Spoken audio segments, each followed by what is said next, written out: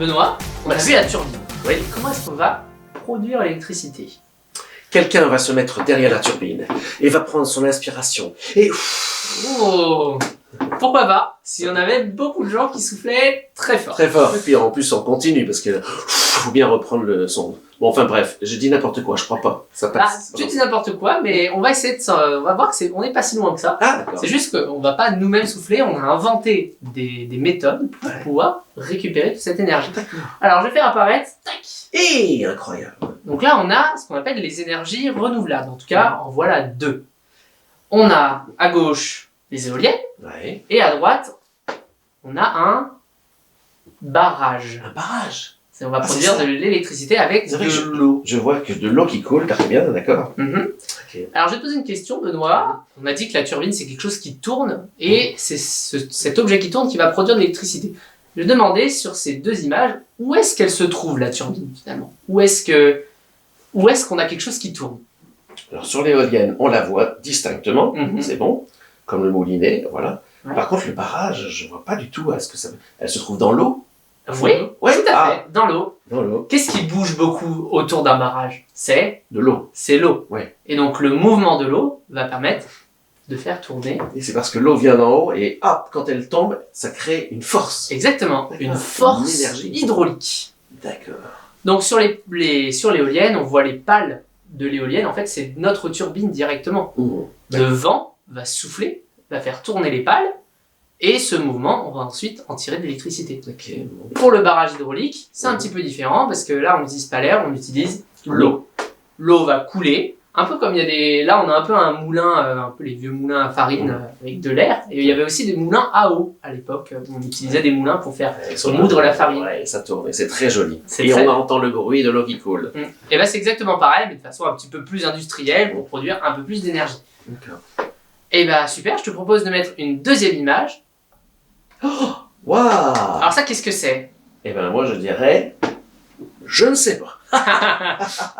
Alors c'est aussi une usine qui va fabriquer de l'électricité. Ok. C'est ce qu'on en trouve beaucoup en France. Oui. Ça s'appelle une... Ah alors à ce moment-là, je vois de quoi tu veux parler. Peut-être une centrale nucléaire. Exactement, c'est une centrale nucléaire. Centrale nucléaire, elle va produire de l'électricité. Vous en avez peut-être déjà vu, c'est des grandes tours qui crachent un peu de fumée. Alors cette fumée, c'est de l'eau. Pour anecdote, je vous le dis. Ah ok. Donc c'est pas dangereux pour le coup. C'est alors. pas du CO2, Ah. mais on a vu le CO2, il réchauffe. D'accord. Il réchauffe la planète, là c'est de l'eau. La vapeur L'eau réchauffe un peu, mais bon. C'est bien. Alors, ici, il y a aussi une turbine dans une centrale nucléaire, mais on va pas utiliser l'air et on va pas utiliser l'eau. Est-ce que tu vois sur l'image où elle se trouve, la turbine? Elle est dessinée. Alors elle se trouve au milieu, à gauche, en partant de la droite. Non, je te dis n'importe quoi. Bah, Vas-y, montre-moi. c'est presque Oui, ça, tu vois, montre-moi. c'est Ouais. juste ici. D'accord. Voilà, ça a une forme de petite fleur, Ok. Voilà. et c'est là où on va faire tourner quelque chose. Alors, comment ça fonctionne une centrale nucléaire? Là, tout à gauche, tu Ouais. as une sorte de gros bloc. Mhm. Ce gros bloc, c'est peut-être ce que vous avez déjà entendu parler, c'est le réacteur nucléaire. Ok. Réacteur nucléaire, il va prendre des éléments nucléaires, par exemple l'uranium. Oui, l'uranium, j'ai entendu parler déjà. Oui. Et comme c'est un élément qui, c'est de la chimie, c'est de la physique un peu compliquée, mais comme il n'est pas très stable, il va avoir tendance à libérer beaucoup d'énergie. Beaucoup d'énergie. Alors pas de l'électricité directement, mais de l'énergie. L'énergie, ça peut être plusieurs choses. L'électricité en est, la chaleur, la lumière, c'est aussi de l'énergie.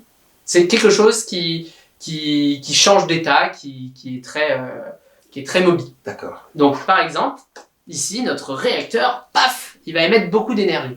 Alors comment est-ce qu'on va le transformer en électricité? Juste à droite, tu vois une sorte de petite bassine avec Ouais. de l'eau en bas. Mhm. Ce qui va se passer, c'est que cette énergie, elle va créer tellement de chaleur qu'on va faire chauffer de l'eau, D'accord. comme dans une casserole. Mhm. Mais une bonne grosse casserole avec ok. beaucoup d'énergie. Mais ça se trouve souvent pas loin de la mer, par exemple, ou pas trop. Ouais, par exemple. Ouais, On va voir pourquoi des fois les centrales sont au bord de la mer. D'accord. Mais ce bac, cette citerne à eau, elle va chauffer. Qu'est-ce qui se passe quand on chauffe l'eau? Eh bien, ça fait de la vapeur. De la vapeur, exactement. La vapeur d'eau va passer dans les tuyaux et elle va ensuite passer dans la Turbine. turbine. Ouais. La vapeur d'eau, c'est un petit peu comme le vent. On peut, sur notre vent. exemple de l'éolienne, Oui. la turbine va être entraînée par cette eau très chaude qui est devenue de la vapeur. Donc on va utiliser l'énergie de notre composant radioactif pour chauffer de l'eau qui va entraîner une turbine. D'accord. Et cette turbine ensuite va produire de l'électricité. Cette électricité, on va l'emmener sur le réseau électrique et elle va directement arriver dans ta prise chez toi pour ton mixeur ou ton frigo. Formidable. Pratique. Alors c'est vrai que, une petite question toujours intéressante de savoir pourquoi il y a une grande tour. Ah, Parce que c'est pas le réacteur, c'est pas la turbine. c'est pour loger tous les gens qui travaillent dans la centrale nucléaire. Ah Ça non, fait ah non. pas du tout une tour, non. Pas du tout. C'est peut-être pour conduire la fumée. Pour qu'elle n'aille Non, partout c'est pas non pour plus. conduire la fumée, mais c'était une bonne idée. Alors on trouve ça sur certaines centrales pour évacuer les gaz, même toxiques. Hein. On met des grandes cheminées pour les envoyer le plus haut possible, pas trop Ouais. près de nous. Et là, ça, la tour de la centrale nucléaire, ça n'a rien à voir. Ça s'appelle un condenseur. Alors pourquoi? C'est tout simplement pour refroidir. En fait, on va prendre l'air extérieur qui est très froid par rapport au réacteur qui est très chaud. Et grâce à un système de canalisation, on va refroidir. Et si par exemple on est au bord de la mer ou d'une rivière, des fois il n'y a même pas la tour, on prend directement l'eau froide de la rivière ou de la mer pour refroidir. Comme ça évite de construire une grosse tour pas très jolie. Ok. C'est bien pensé tout ça. C'est ça, c'est plutôt bien pensé, en tout cas ça fonctionne pour faire de l'électricité. Maintenant on va faire un nouveau petit exercice. Ouais. Comment est-ce qu'on passe de la turbine à l'électricité? Parce que moi si je tourne comme ça, je ne produis pas d'électricité. Et bien on va voir ça tout de suite, vous allez vous transformer en apprenti ingénieur, toi aussi Benoît, Yes. et on va essayer de comprendre comment ça marche. C'est parti!